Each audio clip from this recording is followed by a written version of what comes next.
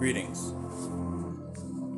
This is TK Trav, aka Travis Magus, here with LVX777. And in this video, I'm going to talk about something that can definitely save you many years and lots of stress of childhood trauma. Now, this isn't going to be the cure-all, but I know that a lot of us have had very similar situations in the past, and some of the information in this message might be able to help with that. So, if you are someone who's concerned with learning how to work with spiritual forces, learning how to work with your own higher consciousness and things of that nature, I would highly suggest that you go to my YouTube channel and check out the videos that I did based on this book.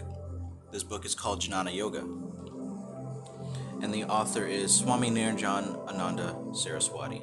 You can find it on Amazon very easily. And the reason that I say that you should check this book out is because it goes over what's called Jnana Yoga. And Jnana Yoga is known as the yoga of the mind, management of the mind.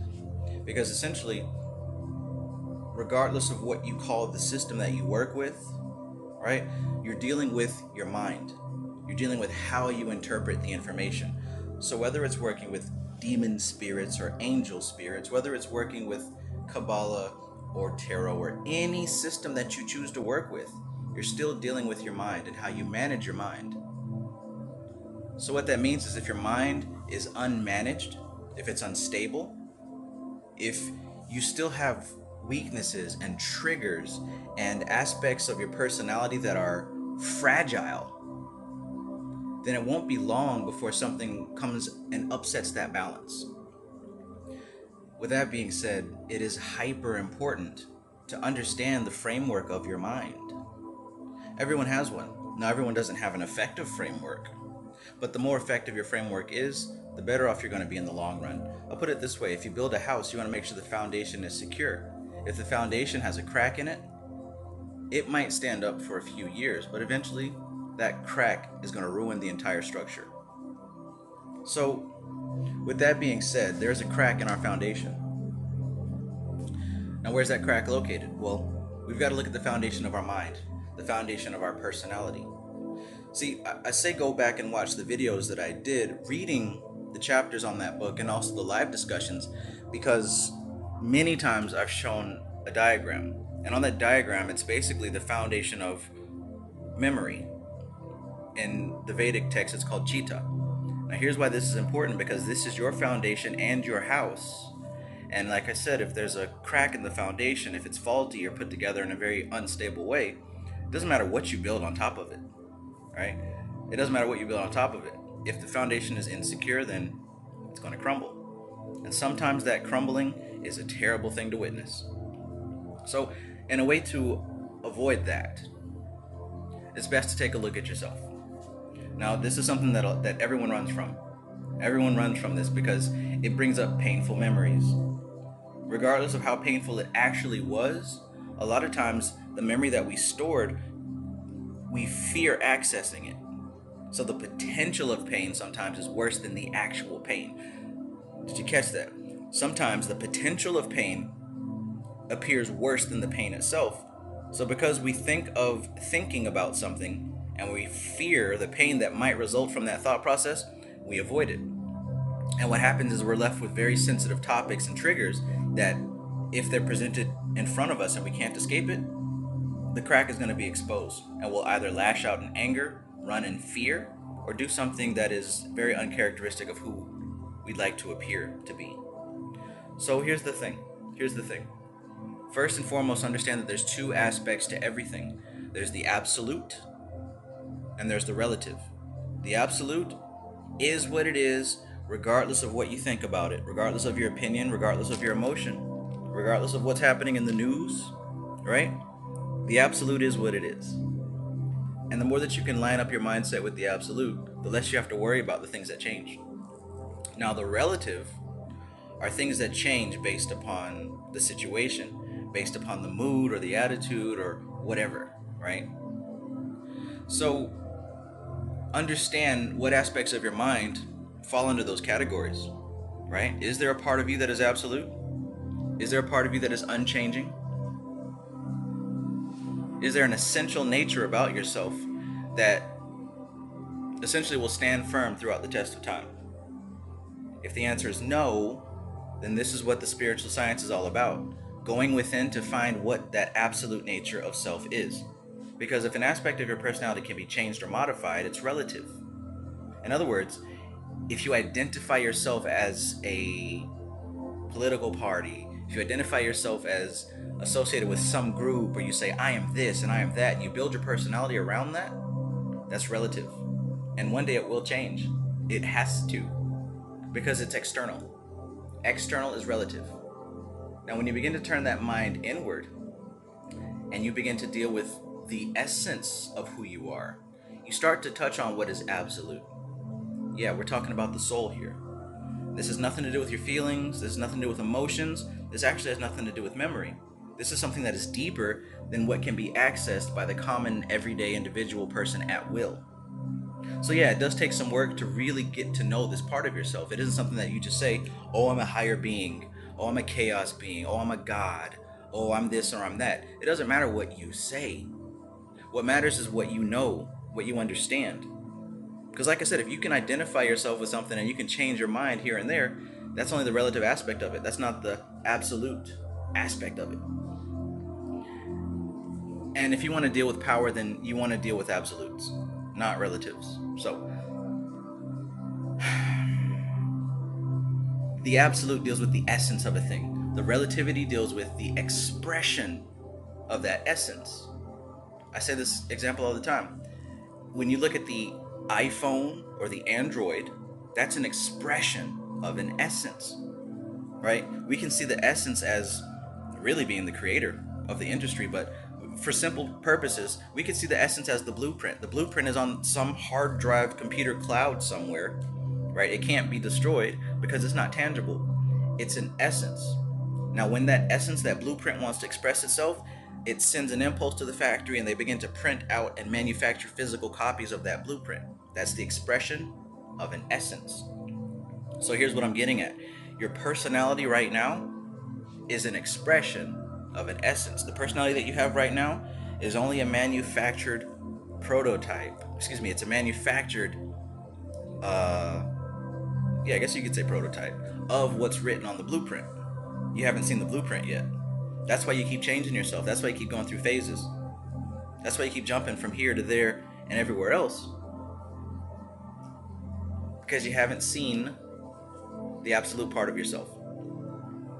So I was doing some thinking, and I was looking at the different layers in meditation. Now, on the very top layer, what you actually have is who you identify as today, right?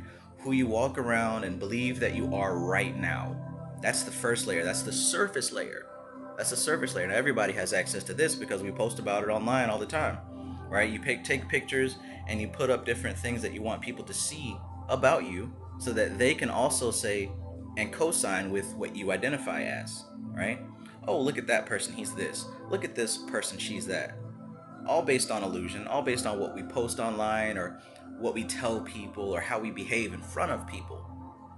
Now, there's a second layer under that, and this layer is who that surface level was built upon. So this second layer pretty much counts as, who you used to be before that.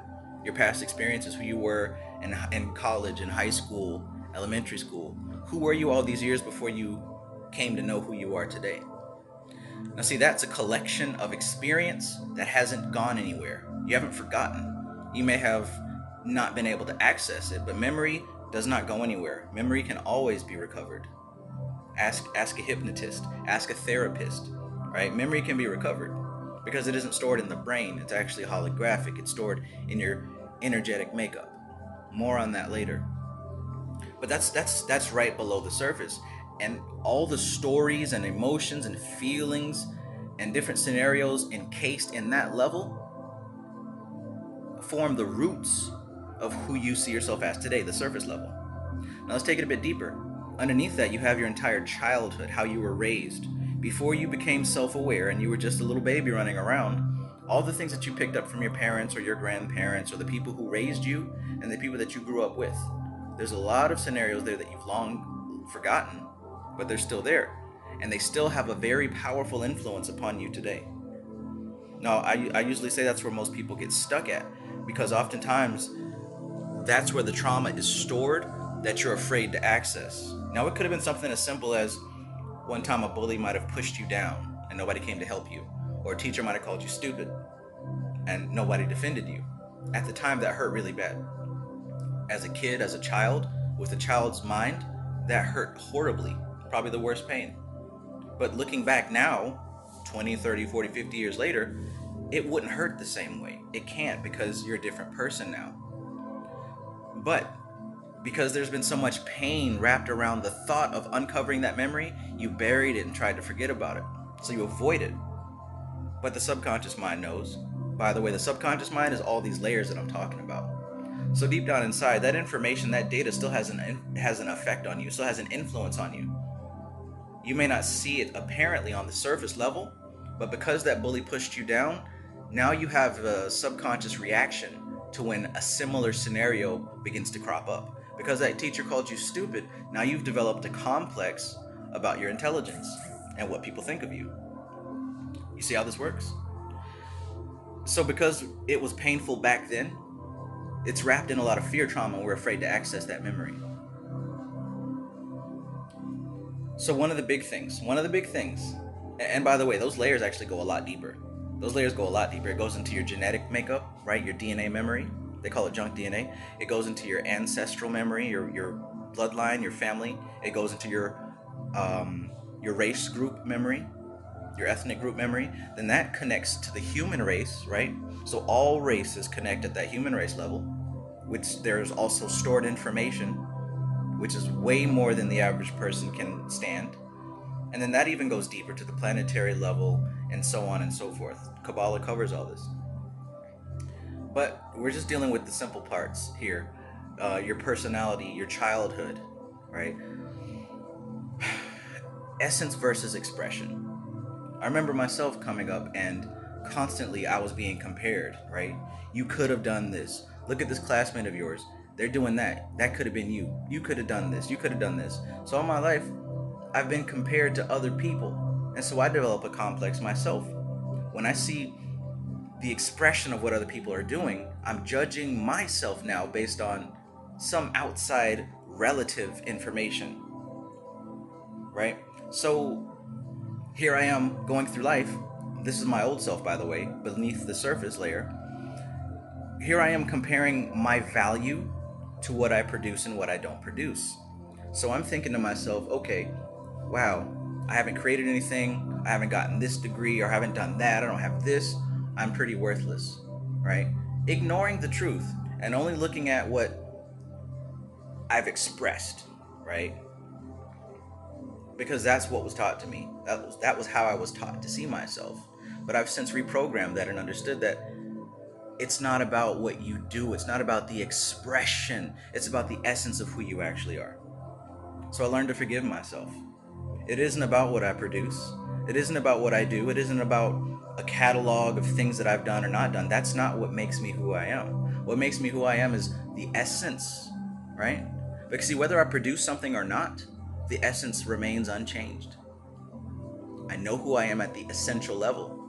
So I don't have to compare myself to someone outside of me. I don't have to compare myself to what someone else is doing, because those are external events. Those are expressions. You don't understand the essence of that person. You don't know what they went through. You don't know what they represent to the world.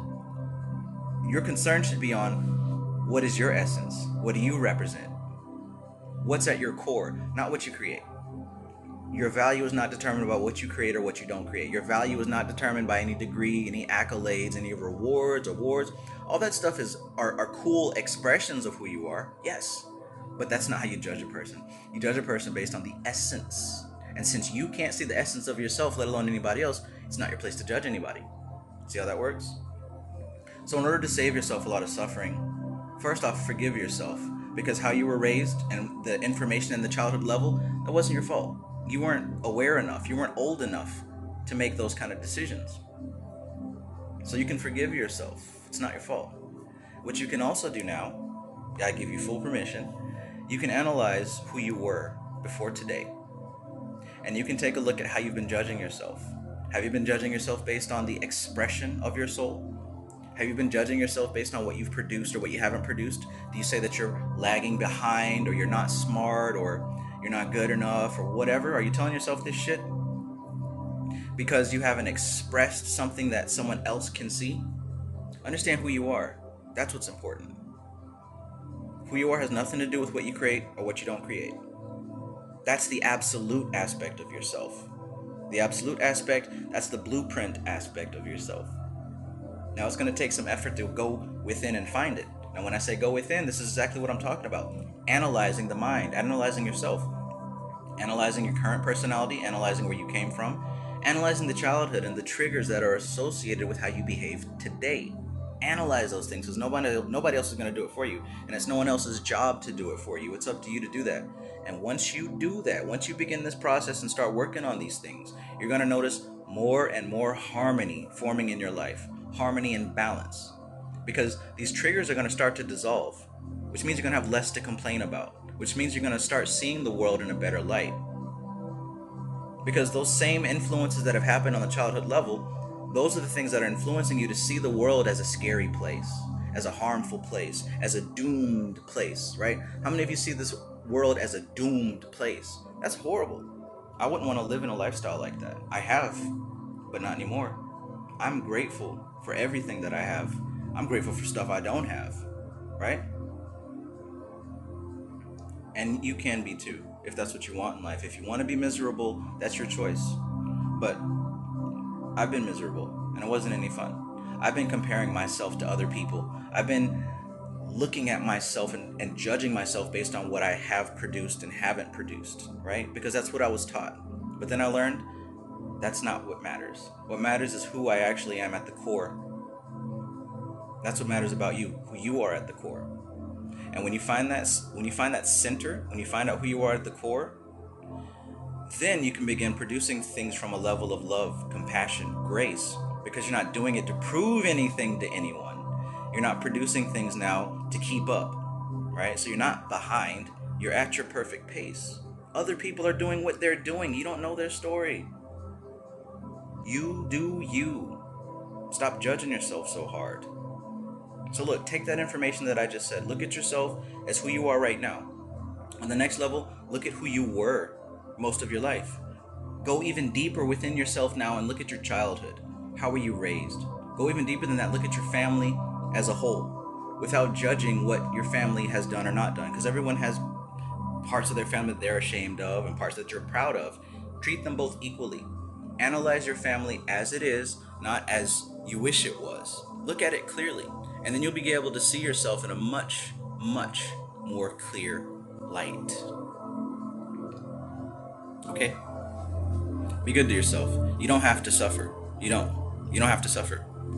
Now, everyone's life is different, and everyone has different degrees of trauma and suffering, but this is information that is absolutely able to help you if you apply it properly.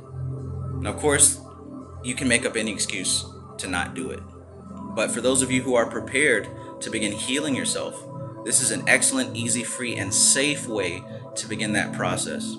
Because shadow work shouldn't be going on forever. Shadow work should be completed at some point so that you can move on to bigger, better things.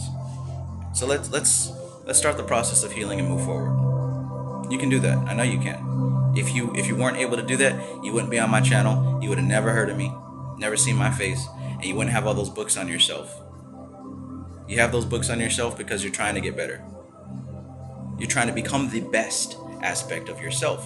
Not the best in the world, not better than anybody else, but the best aspect of yourself. Start thinking of the world this way. This is what's going to get you ahead. You don't need to be better than anyone else. You just need to be better than your old self. Alright? So my battery's dying, and I want to wrap this video up. So be good to yourself. For real. This is TK Trav, aka Travis Magus, here with LVX777. I love you guys. Peace.